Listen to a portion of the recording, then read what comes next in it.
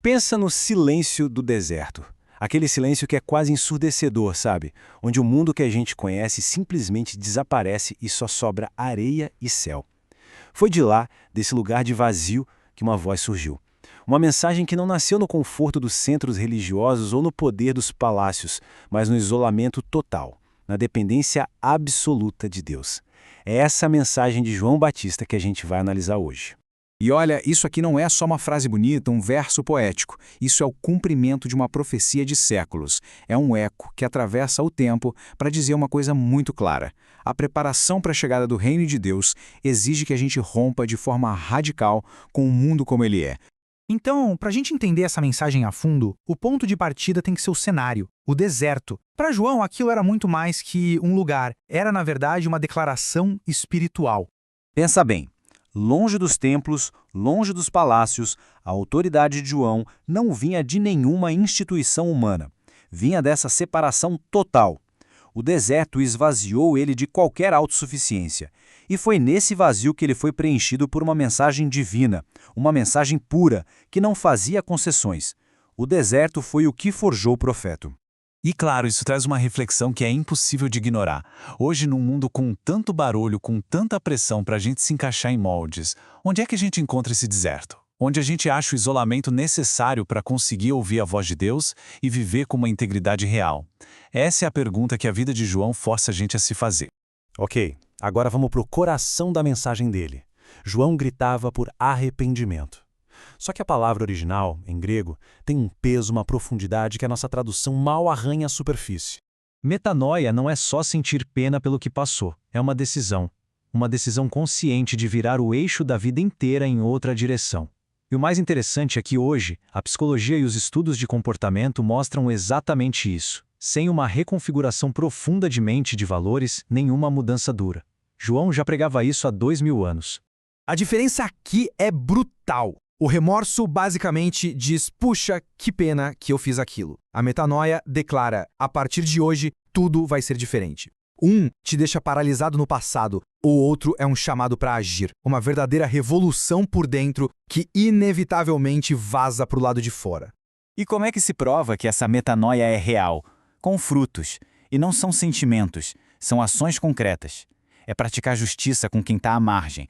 É manter a integridade num ambiente onde todo mundo quer levar vantagem. É abandonar conscientemente os sistemas que a gente sabe que são corruptos. Tudo isso é a evidência de que algo mudou de verdade lá dentro. Mas é óbvio que uma mensagem assim, tão direta, não ia ser bem recebida por todo mundo, né? Na verdade, ela foi uma ameaça direta, frontal, à elite religiosa daquela época. Eles tinham toda a aparência. Cumpriam os rituais, seguiam as regras, mas o coração deles estava a quilômetros de distância da mudança que Deus queria. João chegou e rasgou essa fantasia. Ele expôs a hipocrisia, mostrando que se apoiar em linhagem, em reputação ou em status religioso não passa de uma ilusão perigosa. Olha, o contraste aqui é absoluto. De um lado, você tem um sistema que oferece uma fachada de segurança.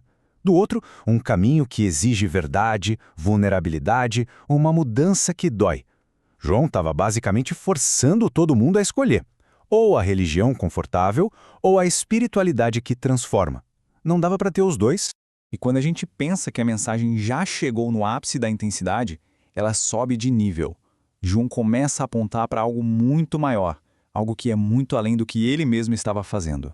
João deixava muito claro. O batismo que ele fazia, com água, era só o começo. Era um símbolo público da decisão pela metanoia, mas o que vinha depois era infinitamente mais poderoso. Primeiro, um batismo com o Espírito Santo, para refazer a pessoa por dentro. E depois, um batismo com fogo, que teria uma função dupla e definitiva.